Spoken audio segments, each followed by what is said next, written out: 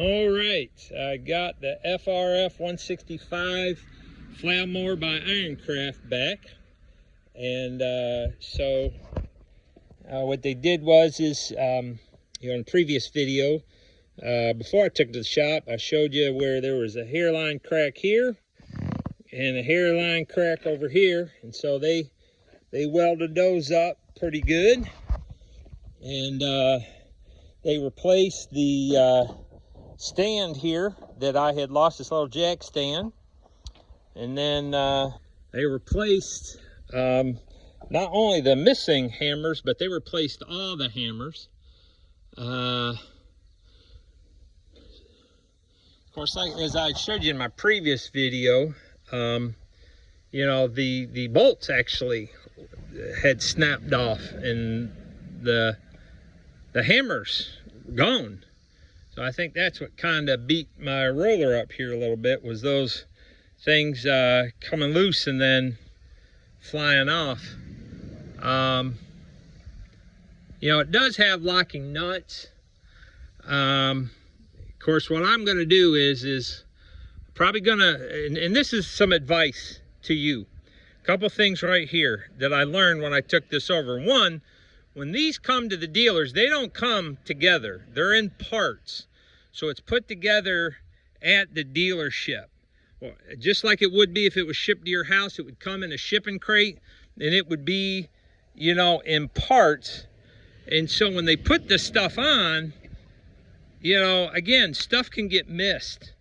So my advice to you, you're getting a new flail mower or any attachment, go around, check the fittings. Checked, I already talked about in another video about how the bolts and a couple of the fittings here on my hydraulics was loose on this flail mower.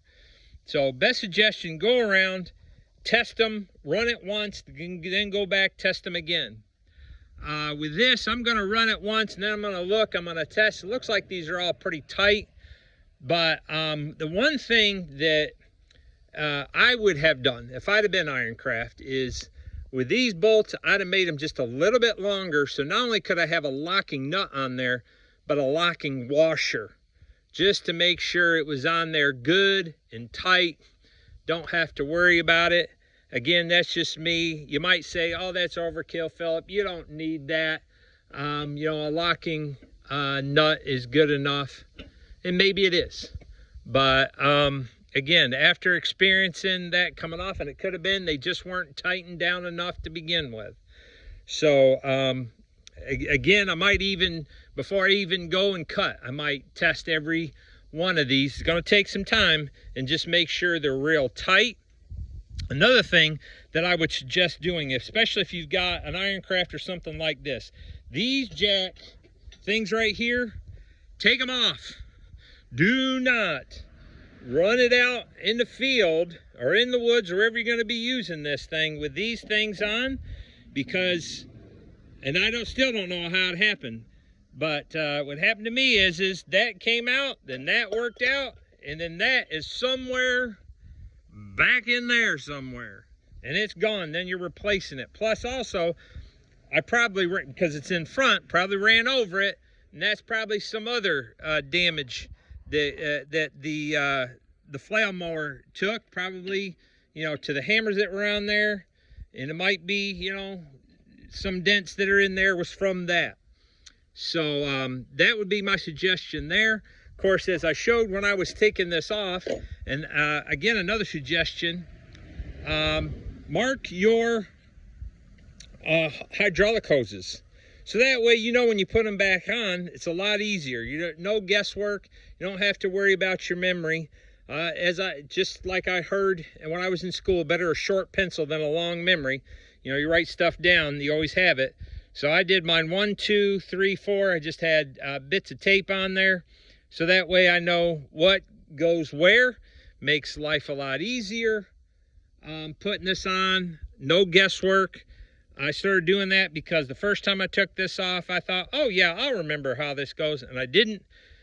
And it took me about 10-15 minutes of playing around with the hoses to get them in the right order.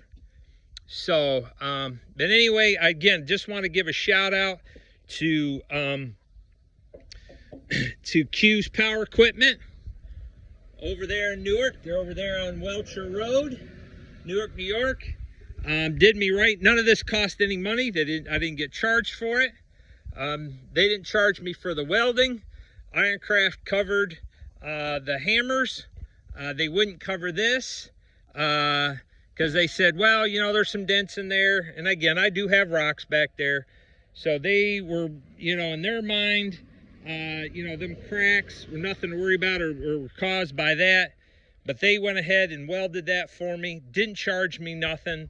You know, even when they loaded it onto my box truck, they loaded it in a way to make it easier for me to get it off with my tractor. Alex, Scott, Jared, they are just great over there. You know, in sales, service, I highly recommend them. Hey, I'm not saying they're not perfect. I'm not saying that people might have maybe had an issue about something there. Hey, haven't we all? None of us is perfect. They're human beings just like we are. I'm just telling you what my experience is. I would recommend these guys all day long.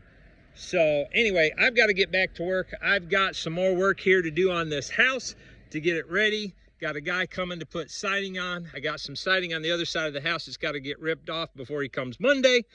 So hey, God bless you all. And again, learn from my mistakes, my experience instead of your own. It'll save you a lot of money.